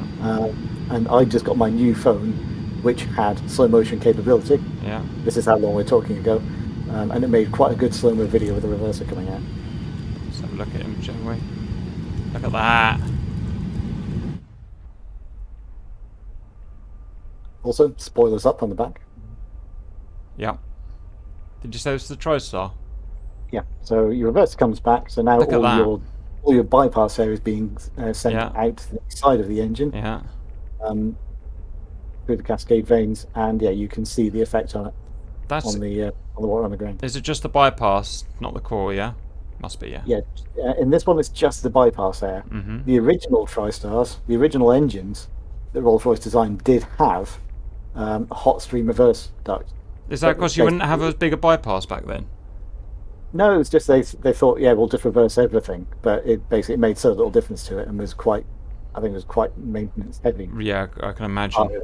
They just got rid of it because it was much easier. Yeah. They didn't need it all. As soon as you're dealing with hot air, you need, it just causes problems, doesn't it? Look at that. I love it when you can do it in moisture like this because you can see the air. It's cool. I'd love to have a sneaky look at that engineering to see how it... Well, if we ever get to Cosford Yeah. and have a meet around there and have a walk around there, they've got an RB211 there. Wicked. Around. Where's the taxi days happening now that Bruntingthorpe's gone, by the way? If they're happening at all. I don't know. There may be places that do them. I know the Yorkshire Air Museum still does them. Nothing quite like Bruntingthorpe because that was all privately owned. But, Oh, it was amazing, yeah. So this is a interior of a C-17. I was doing a pressure run to check the pressure relief valves, the emergency pressure relief valves at the back, which go when you basically, if you have a massive overpressure on the aircraft to maintain the safe limits, it will let the excess pressure out. So you go to maximum differential pressure on it to make sure they work. Because it's like 9.75 psi, something like that. So, just the basics. This is a pressurized cabin. So pressurize the entire aircraft. Just use the APU for it. Okay. Take it up to maximum differential pressure, and then make sure the emergency valve goes so that the pressure doesn't go any higher. Yeah. And then basically you just let the pressure all out again. And obviously, if you let pressure out, the pressure drops, the amount of air in there goes, so the temperature lowers. So any moisture in the air condenses quite a lot. And as you can see, you can make a cloud inside it. If you're really, really, really brave, you can make it snow. At this point, you are risking your hearing because you're fucking the air in your head cannot equalize the pressure quick enough to stop your eardrums going. Wow. So essentially, the amount of precipitation you can get in the aircraft is proportional to how big your testicles are. And how big you want to how quickly you want to let the air out. So this is as brave as I got doing it, was to make it look like this. Remind me why I'm having a super cat moment and it's late, and remind me why the pressure goes down. Why the pressure goes down? Remind me why the temperature goes down. So yeah, pressure, temperature, and volume are all connected. Yeah. Physics and stuff like that. So as you lower the pressure, the volume staying the same, so the temperature also has to drop. Right. And as the temperature drops, all the moisture in the air condenses. Yeah. Right, and that is it's a cloud, isn't it? It's a cloud. It is. It is literally a cloud. Yeah. It dissipates fairly quickly as it all warms up. That's again. fascinating. But yeah, and the faster you do it, the faster the more precipitation you can make. So you can make it rain, you can make it snow if you're really good. Yeah. And you risk hearing at the same time. And a condensation cloud on a plane that's the same thing, isn't it? So the underneath of the Raptor or the top of the Raptor gets low pressure at high angle of attack, and it's creating little clouds, isn't it? It's the same thing. So right. So your moisture point, where the point like your dew point, where you get moisture forming in the air, depends on lots of factors: moisture content, humidity, the temperature, pressure, etc., etc. But yes, essentially, lower pressure will change the dew point enough that you get condensation in low pressure areas. And that's happening. Very cool, guys.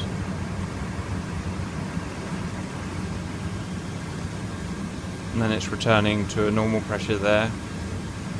Basically, just everything just. I used to go in a Bell's chamber that they used to use for diving. I used it for my condition that I have. Just helped, and they used to jam us up to a really high pressure, but it was done slowly, over an hour, so you couldn't even really feel it. But the way you knew, because you couldn't, when they introduce things slowly, you can't really feel the change, boiling a frog and whatnot. But the way you knew is because if you've forgotten to go for a poo beforehand, it basically squeezed it out of you. It was incredibly embarrassing. Anyway, condensation. Try start. This is it looks the same, but it's slightly different. This is basically in ridiculously moist conditions out in the Middle East. Yeah. But the air coming out of the vents from the conditioning system on the ground is so cold that basically the moisture in the air condenses as it's coming out. So this has nothing to do with pressurization. Right. This is simply the temperature you can get the air down to Yeah. coming from the conditioning system to cool the aircraft down, Yeah. like you have when you're sat at an airport and you get on an airliner. It's so much, but there's still so much humidity in the air that it simply, you get condensation. You can get this on a normal airliner, just like flying into the Middle East or whatever. Yeah. Wow. Once that very very humid air is in the aircraft, but you've got really cold air coming out of the conditioning system, Yeah. you get clouds forming like this. That's cool, isn't it? It's just it's cooling the air down, but a different way, not using pressure. Instead, just using how chemical or however you've done it through the system. Interesting. Very good. What the hell is this? Oh, I see. I'm with it now. Yeah, so this is the Tristar's ram air turbine. Right. There's a wheel. Okay. Is it something that's going to pop out? Is it? Hey, there he is. Is that spring loaded? Yes, a massive spring in it, because this is for use when all has gone wrong. Yeah. And you are down to, this is like for little emergency hydraulics. Oh, it's for hydraulics. Yeah, so depending on your aircraft, some of them have a generator attached to them. First of all, it's hydraulically driven, so it would give you a very low flow rate of hydraulic, but it would give you some pressure to keep yourself flying. Well, that's better than the hand pump, isn't it? Yes, it's like anything is better than nothing. Yeah. But yeah, it's got a massive spring on it, because that's the one thing you do want to come out. Yeah. And you can see around the door, it's all painted red, because you don't want to be walking underneath that. Because when that comes out, that is going to go straight through your skull. Normally, as soon as you land, you get out, you put your landing gear pins in, and you put the wrap bar in, which is just a metal bar that sits across the doors to stop it coming out. Right. How interesting. Now, that is just a hydraulic pump, then, isn't it? Yes, driven by airflow. Right. I never knew that was a thing. I thought they were all dynamos. I never realised you had them as hydraulic. So that's interesting. So if that's the thing, then what's making the electric then? I don't think they really had any, to be honest. It just relied on the batteries at that point. Right. It meant to give you, I don't think it was regulated to like half an hour of flying. If you lose all electric sources, then the battery should provide half an hour of flying. Again, every aircraft is different. How many aircraft have rats? Do they all have them? Something I've only just really learnt about. It's a fairly standard feature. Nimrod didn't. The Nimrod MRA4, the replacement that never came into service, that had one. I think they're just much more common now than they used to be. Even like small fighter jets and that can have them as well. Roger. Okay. Well, over to Chinook doing a thing. This is a video I got sent by someone who's working for the Americans, and this is just after transport, because you stick your Chinook in like a C-17 to fly it elsewhere in the world, and this is just them sticking the aft pylon back on. So that's got your transfer box and everything in there, isn't it? Yeah, that's your aft gearbox hanging out the bottom of it. Yeah. And so there's just a shaft going from the top of that up to the rotor head at the top. Yeah, we've talked about these before. Now, is dropping it down, is it connected up afterwards to the drive shafts and stuff? Yeah, so you basically drop it down like that. There's like 10 primary bolts, big ones that you put in. Yeah. An unfeasibly larger number of secondary bolts, which are horrific to try and line up. Nice. And then, once that's on, you can get rid of the crane. And excuse me. And then, you attach all your drive shafts, your electrics, hydraulics, all that kind of stuff to it. Roger. And then, speaking of which, this is the view on the inside output of the aft gearbox. So this is what would then go up to the aft head. So here you've got basically a few planetary gear systems, so that you take a high rotational speed, and you can see the output of the splines on the top section. That's your output to the head. Right. So the big splines around the outside are what drive your shaft. So what are these? The inputs are just just two inputs from the engines. Is that right? So in this case, of the aft gearbox, you've just got one input to it. They've already Mm-hmm. been two engines have already been put into a combiner gearbox Right. in front of that pylon, and then that combiner puts them out. One output to the forward gearbox and one output to the rear gearbox. So is this purely reduction then? It's reduction and 90 degrees. So 90. right. So it changes the angle. It's a lot of stuff in there. Yeah. Don't get me wrong. I'm not at the level yet of taking gearboxes and diffs apart because I'm not building them certainly. So, but I've never seen anything this complicated before. And You also have lots of other outputs from it because you attach your electrical generators to it. and they all need reducing and stuff, don't they? Yeah, two high pumps come off it as well. Yeah. And they all operate at their own individual speeds. Right. So, I mean, the aircraft generators need a set speed because they only put Yeah. out 400 hertz. Right. elec- So that's a so they have to go continuous. to So this gearbox, the input to this gearbox is going to change at different speeds, and you need an adapter to get constant speed from that, right? However you do that. the input to the gearboxes is constant. How can that work though? Because the engines are going to go up and down. So the engines are purely there to maintain a specific rotor speed. Right. When we did our last interview, which obviously you will remember all. Yeah, all of it. Yeah. We talked about the forward and aft rotor heads. Yeah. They're connected together and they have to maintain 225 RPM constant. So, but because the engines aren't physically connected to it, they operate on the free power turbine principle. So they are just blowing hot air onto the drive system. Yeah. They will be at whatever speed is required, putting out whatever Right. power is required to maintain that rotor speed. Right. Okay. As soon as you put any demand on it, I pull up the collector, try and get some lift on it, whatever. The heads, as they're producing more lift, will slow down Yeah. because they're getting something for nothing. Yeah. But the engines will speed up to put out more power to keep that Yeah. RPM constant. So your entire drivetrain operates at a constant speed. Right. I remember now. It's super cool. What's got a scale? The only thing we don't have is a human hand. How big are we talking here? That is maybe about a foot across. Right. That's about a foot Roughly. across. Yeah. So, Those output splines at the top are maybe about 12 inches across, maybe yeah. something like that. Okay. It's a fairly big old unit, isn't it? Okay. All right. Interesting. I want to take it apart. I want a broken one to take it apart. Oh, that's a bit wobbly. What's going on here? Ground resonance. Experiment. The Americans Oh, were dear. playing with this. Effectively, they ran one up, strapped it down, and were going to do ballistic tests on it. But because they got rid of they basically drained the shock absorbers, so they had no pressure in them. Ground resonance is a thing that sets in on helicopters, Oh God. where basically vibrations start to build up, and they make themselves worse. So the more vibration, it just gets worse and worse and worse. And if it happens in a helicopter, normally all you do is you lift off, because as soon as you do that, the vibrations just settle down because they're being absorbed by the airframe in the air. In this case, there was nowhere for the vibrations to go. It was strapped down. There was no shock absorbers charge fitted to it for some weird reason.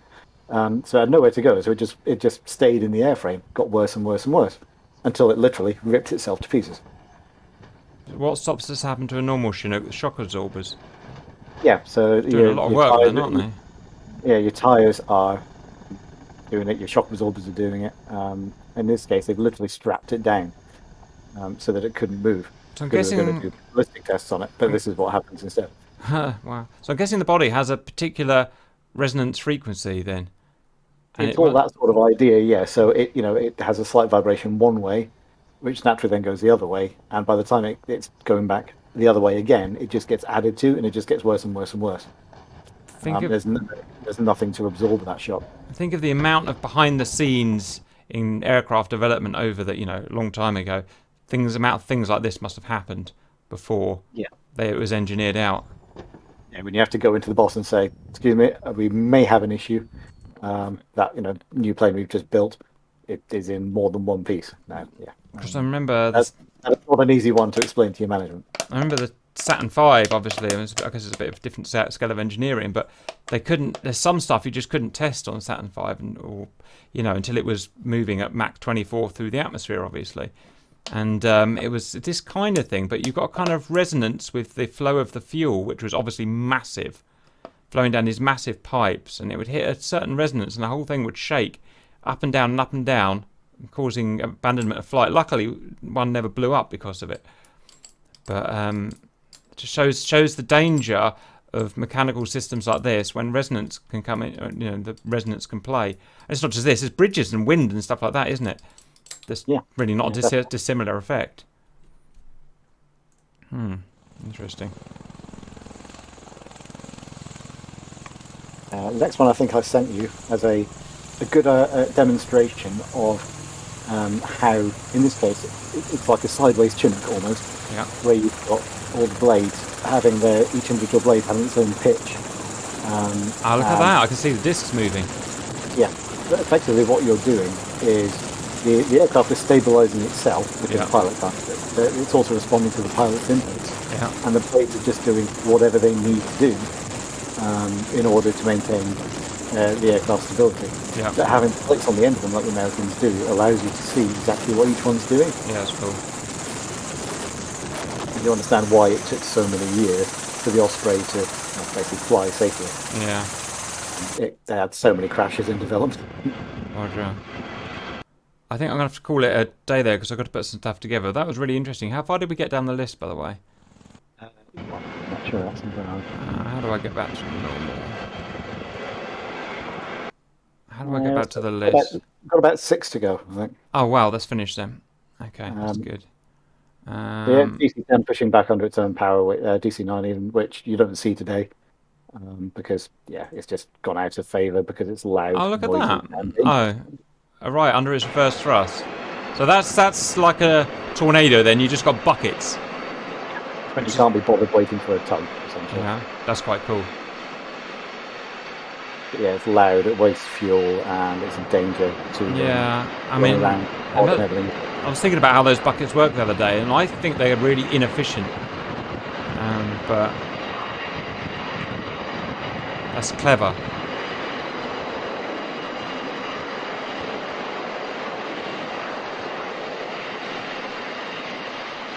Also, don't slam the brakes on that. Yeah, because that's going to go backwards, isn't it? It's going to go up.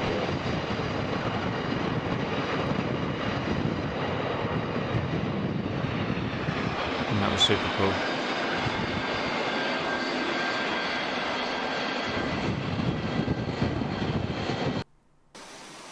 Oh, Tawny!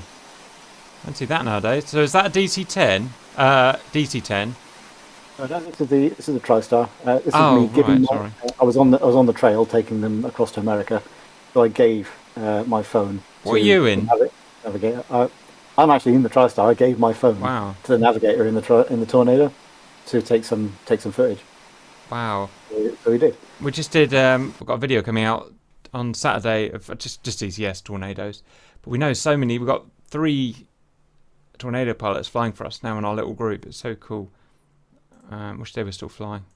Anyway. I mean, you make air-to-air refueling look easy. I mean, you plug into the basket whilst going backwards from the aircraft. So, in real life, a little bit harder. Yeah. Well, think of all the weird dynamics that are in there that are not in our system. All the little bits coming off that aeroplane that are affecting him, that are non-regular. The bits of turbulent air they're moving through that we're not modelling. Oh yeah, even that bar. How hard it actually is. Here's an interesting example. The plane gets near the basket and it makes the basket move. Yeah. Which is obviously because it's hitting the I don't know, you could jet airstream or something that's going around the nose of the plane. Look, it pushed the basket away, and he's anticipated that and bopped it in, which is. We just have a lovely digital one that doesn't move. It's all lovely and easy. I don't know how you do that in real life. I think it's crazy. It's one of these things where you can either just do it or you can't. But also, in this sort of case, you have to do it because you are over the ocean. Also, he goes in so slow. Look how slowly he goes in. Oh, if you go in too slow, then you won't be. You won't get the thing. You won't get the probe in. We get and get it. the lock, yeah. If you go too slowly, go too fast, and you just push it out of the way, and it goes back into the aircraft. So yeah, you can't go too fast, you can't go too slow. And you can tear it off. Yeah, one of the many reasons I couldn't be a pilot. There it comes. Look at that. That's a great picture.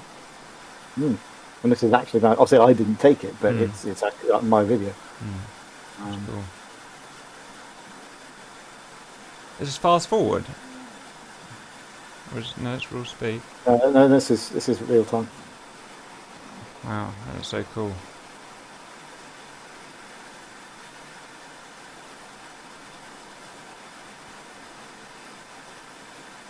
Tristar will be sat there on autopilot, as steady and at a specific speed. Yeah. It literally just sits there, unlike the American system or the boom system. Yeah, that's where the pilot, who has already been flying for God knows how long and is trying to refuel, gets to just sit there while the boom operator flies it into his aircraft. In this case, we make the fast jet pilot do all the work. Now, interesting, in our sim, this is the easier way round. Obviously, the sim is not real life. Look at it move. I can see it moving. And you're in.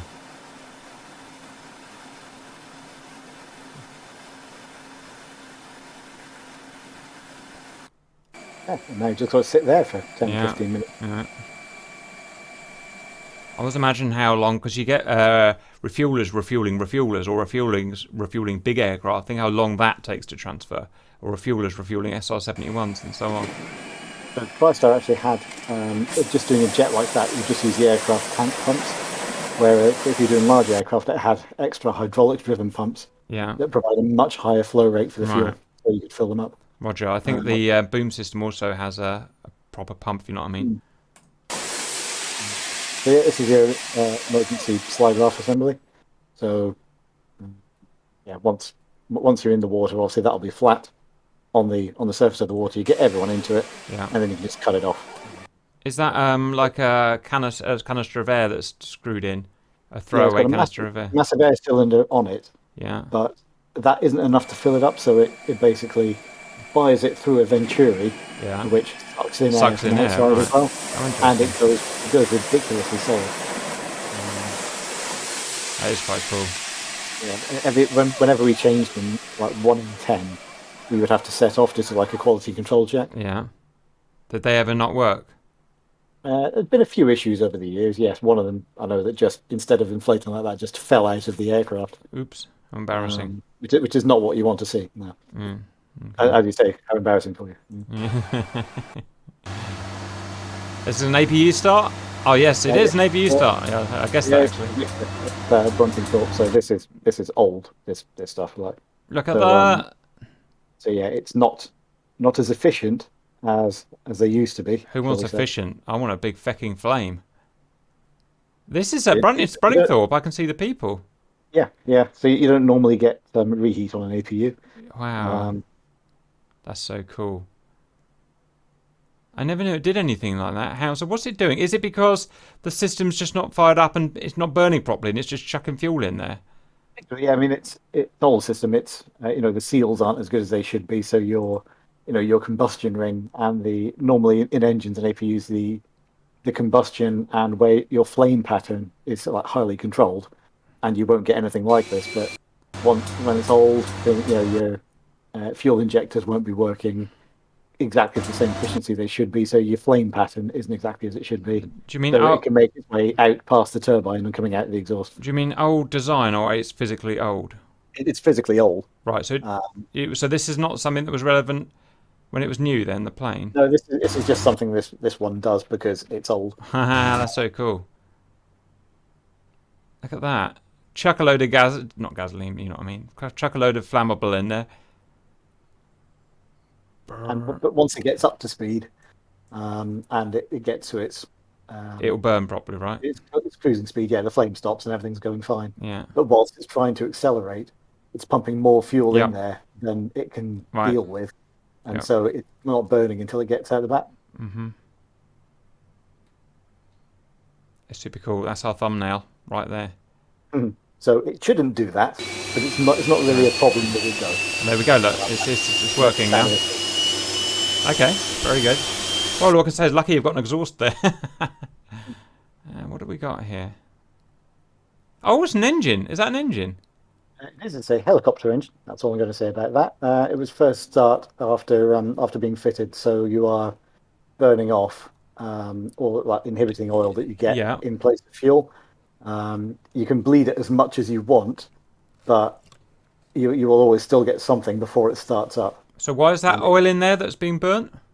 Inhibiting oil is there because fuel, if you leave it sat somewhere, it will start corroding, right, breeding bacteria and stuff like that.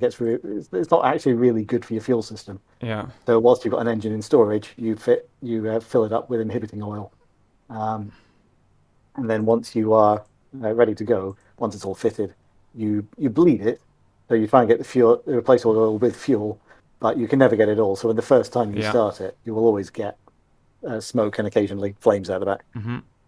Every time I've changed a turbocharger, you get just loads, not flames, but loads of smoke coming out because there's always residual oil, bits of oil that found the way into the assembly again, dripped in here and there. It's amazing how much smoke a little bit of oil can make. Look at that burn. Yeah, the trick with this, because you get it on a lot of aircraft engines, you either get a lot of smoke and maybe some flame as well.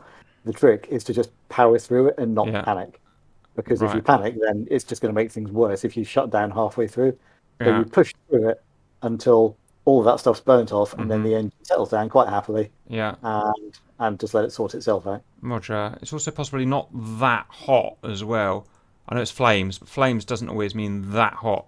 When you're talking about an engine. Where the flames get to, but yeah, in this case, you're all right. What's the rough size of this? I'm just trying to work out the rough size of this whole assembly. Oh, they're about 18 inches across. Oh, so it's small. Yeah, helicopter engines. It's not that big. I never really, because I had it in my mind. It was just like a big Boeing engine. I was like, it doesn't look right. It's a small one. Right, very good. Okay, interesting. What are we? On C-17, testing the reverse thrusters in. Whoa. Okay. Yeah, so the C-17 is one of the aircraft that they designed to be able to go reverse in flight. Why? Give you ridiculously high descent rates for doing tactical descent. Yeah. A few aircraft over the years have been able to do it. Trident could do it. What could? The Trident. Oh, Trident. Right. I think a few others, but it's generally not needed. But in this aircraft, they designed it and the engines to cope with it, so that you can get like 17,000 feet a minute descent rate for tactical descent. Because it's the C-17, so it can do anything. Yes. Effectively. Right. So, silly question. The Herc, you could have reverse blades. Could that do that in midair? No, so you don't really need to because you've got blades like that. All you have to do is set them to like a nil position, 0 degrees, and that creates such a braking There'll be air force. brakes, right? Just having that disc, you wouldn't do anything else. Roger. You've got to have a lot of force to do this, a lot of structure there to do this in flight, haven't you? It's a lot of force hitting those, whatever we're looking at. I don't know, I'm not sure exactly how it works. Is this all bypass again? Bypass and hot stream as well. Because I can see the hot stream at the back with those little meshes. Yeah, it's actually really useful for for doing engines running offloads as well. Yeah. So they can land, taxi in, they keep the engines running, put the reversers out, and then just sit there whilst they open up the back of the aircraft, and they can load and offload cargo as much as you want without shutting down the engines and without having to worry about people going behind it. What's this feel like? Is it vibrating the whole thing? I imagine so. Yes. This isn't my video. Right. I've never been on board whilst they've done it. Yes, I imagine it puts a fair amount of vibration through the airframe. But again, that's what the designers have designed it for. Yeah. All right. Pretty cool. What we got next? Compressor wash. What's compressor wash? So, again, scheduled maintenance on an engine. This is a little turbo prop engine. Is that a turboprop? Yes. So you've got a little jet engine, and I mean little. Basically, I only realised in like the last year that these engines are actually mounted backwards to what you might expect. So the Okay. compressor section is on this aircraft is on in this picture is on the left. It's Uh, actually the compressor inlet is just in front of that tube that's coming out the side. yeah. Oh, over here where my mouse is. Go right a bit, right a bit. Yeah. Oh, you're probably behind me. Yeah, so that tube there, Yeah. sorry, that tube there, That's your just inlet. just to the left of that is where the compressor inlet is, Right. and Okay. then the exhaust is further forward from that, further to Ah, the look at right. that. Why is it like Yeah, that then? Effectively because you want your engine takes all its power from the exhaust. So Mm-hmm. why mount it the other way around? Yep. And when you can have your propeller next to your exhaust and your turbine. It never occurred to me until someone happened to mention it, like I think last year at some point, despite being on aircraft for 18 years at Mm-hmm. that point, that you could do this. You just mount the engine backwards. You're just so And used to the other idea, though, aren't you? That- yeah, because that's just what you expect. But no, so you can see that hose coming up the back. Mm-hmm. That is going into the inlet for the compressor of the engine. Mm-hmm. And all you're doing in this case is you're firing water into it. You're running the engine on the starter motor Uh-huh. so that it cleans the compressor. Well, see, is the Sorry, go ahead. Yeah. Yeah, and you'll see all the water like Oh, look at dripping that. out the bottom of every orifice there. Is the power from the Is the power from the hot side of the engine? Is the power coming directly from the end that gets the prop coming directly from the engine core shafts, or is it coming from blowing hot air over a turbine, like a bit like the Chinook we were talking about? Yeah, from what I understand, it depends on the individual engine type. Yeah. There are a lot of different types of King Air, and lots of different types of engines. Mm-hmm. They're all PT6A Pratt & Whitney engines, Mm-hmm. but there are several different types, and some of them are direct drive, some of them are free power turbine. Right. Um, Okay. Depend on you. but, yeah, so only that portion in front of the red fire seal is actually engine. It's amazing, isn't it? Is that Yeah. would you say that's the size of a car engine? Can't judge how big that is really, or smaller. Yeah, maybe a big car engine. Not that big. I mean, to the left of that, you've got the accessory gearbox, Yeah. which has got your fuel pump, your starter Yeah. generator, kind of stuff on it. Yeah. But yeah, the actual engine sits so far forward of the wing. Well, here's the prime example of why jet engines are so good. I mean, you've got a car-size engine there that's making, I don't know, 1,000 horsepower for hours, something like that. I don't know. Yeah. You know, they're so powerful for their size, aren't they? Yeah, that's a compressor wash, which you do Yeah. on helicopters a lot. And why are you yeah, doing this? Just literally to wash it? Yeah, so I mean, in this case, it'll just be scheduled maintenance. It's so many flying hours, Yeah. so many engine hours. You do a compressor wash. Slightly worried it's all coming out the bottom, but No, it's all coming out of everywhere. That's absolutely fine. okay. Is it just You- normal you- water? you have- Yeah, it's desalinized water. I guess it dries itself. Yeah. On helicopters, we had two different ones. You could either just do a freshwater wash, or you could do a proper full wash, which Yeah. had actual like soapy suds in it and stuff. Yeah, I had this toy, by the way. I had this Oh yeah, toy. this is me trying to fly a Chinook. Yeah. It's really hard, wasn't it? I remember this. Oh, it's almost I impossible. bought it yeah. for my brother's birthday. Just about get it to hover. It was Yeah. really good. Yeah, that was about it. Wicked. That was good. And it's perfect timing because I've literally got 3 minutes before I get in the world of... Oh, what's happening? Stop. I really enjoyed that. I don't know. I'm just a nerd like you at the end of the day. And I love watching things, move things and stuff like that. And I know a lot of people that watch do. So I really enjoyed that. That's it for now. Thank you very much for that, Martin. Anything you want to add, I suppose, or any... I don't know, whatever. So we can go through the other photos at another time. But yeah, we can. Yeah, I was thinking yeah. that. We'll Yeah, no, reschedule for photos, but the videos were certainly really good because you get to really see the stuff moving. End of the day. Cool. All right. Give it a few weeks, and then we'll reschedule, do photos, and just organise the same thing. Yeah. Yeah, cool. Yeah, they won't take long to go through. So. Yeah. Wicked. All right. I gotta go off to bed. Thank you very much, and I'll speak to you. I'll speak to you soon. All right, mate. Take care. Cheers. Bye.